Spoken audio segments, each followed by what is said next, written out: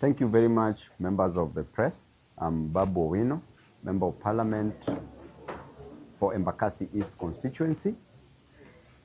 Today, I want to comment about the hostile takeover of certain functions and the key functions of the county government of Nairobi, which were transferred from the county government to the national government.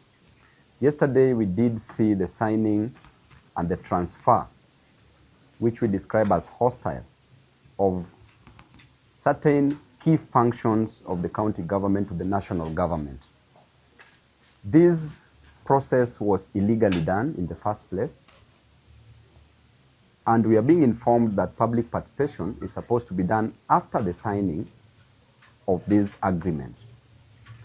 This is completely unconstitutional, unlawful, and I don't see the need why the national government should move in a hurry to take the functions and or kill the spirit of devolution within Nairobi County. The governor, in his wisdom or lack of the same, did agree to transfer his responsibilities, which were bestowed on him by Nairobians who woke up very early in the morning, Nairobians who trusted that their roads could be done by the governor and has since then not been done, Nairobians who trusted that drainage could be fixed by the governor and has since not been fixed, Nairobians who believed that there will be no rationing of water in Nairobi and there will be sufficient supply of clean water and affordable water to Nairobi residents. Nairobians believed that the Nairobi County would be clean. There would be no garbage within the city. They did believe that jobs would be provided to Nairobians. They did believe that health facilities would work and the medics, the staff, would be paid well.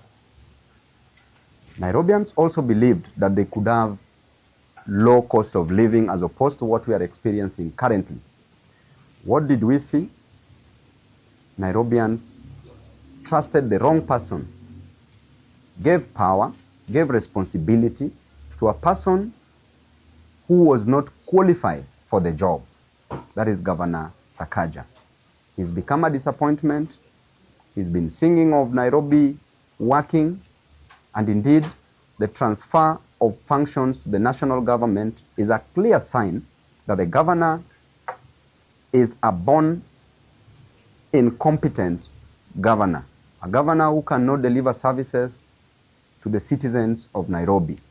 So Nairobi is at a great loss, and we are mourning, deeply mourning, we are grieving the transfer of functions from the county government to the national government. We are mourning the fact that the government has disappointed Nairobians. When you go to Mama Lucy Hospital, you get a death trap in the name of a hospital. No drugs within the hospital. There's a lot of negligent activities occurring at Mama Lucy. Our mothers being treated disrespectfully. No respect at all. Our mothers are delivering on the floors. Doctors are not paid. Medics, nurses are not paid. Services are not run there. And it is a shame. The other day you saw at Mbagathi Hospital that a body has been detained for more than 2 months now. A family has spent all their earthly belongings, doing everything humanly possible to take care of medical bills, selling all they had, investing in medical services, fees, all the savings that they had been invested in the same, only for you to detain a body. There was a case that was decided by the then Justice Majanja, may his soul rest in peace, as he was then called. He did say that there is no property in a dead body, that a dead body has no economic value. And therefore, as a governor, you say, and you want Nairobi to work. Nairobians are mourning. because of your incompetence. You've let us down, and the national government, you are also very incompetent. So an incompetent body taking over another incompetent body in the name of delivering. What a shame. This is a race of two pygmies competing on who is taller than the other. What a shame.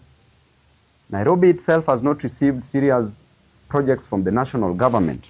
Then the national government is coming in the name of delivering Nairobians from the bondage of incompetence, from the graveyard of corruption, from the cemetery of confusion.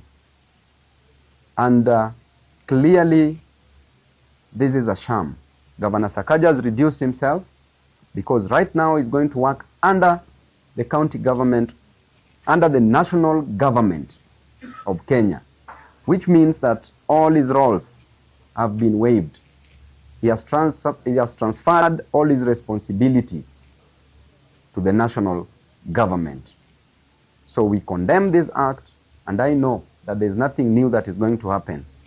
Transfer of a function like roads, transfer of functions like water, street lighting, and garbage collection. This is just going to be new corruption. First of all, the national government should explain to Nairobians where the on-source revenue is for Nairobi. The governor did transfer these functions the first few months he got into his office, because the governor only has a right to view only the servers, where the on-source revenue is collected. And I will come back here with the dossier where the on-source revenue is collected at interior office. I have all that. There was a recommendation that the governor ought to have been prosecuted. He's being protected by the higher powers. And Nairobi can run itself. Nairobi is not that incompetent.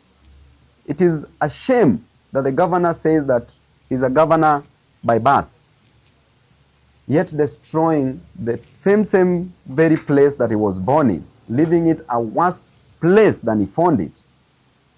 But there's hope for Nairobians. Those who came by bus like myself will make it a habitable, affordable place for those who came both by birth and by bus, to ensure that Nairobi runs and we leave it a better place for Nairobians. So in that spirit, I want to tell Nairobians never to entrust, never to put their trust in such a born incompetent person. This time round, Nairobi will not reason with dimples. Reasoning will be with brains. It will be brains versus dimples. It's upon you to choose what will salvage you from the shackles of unemployment within Nairobi and get a clean, better, motorable city. A city under the sun, as we are proud of it.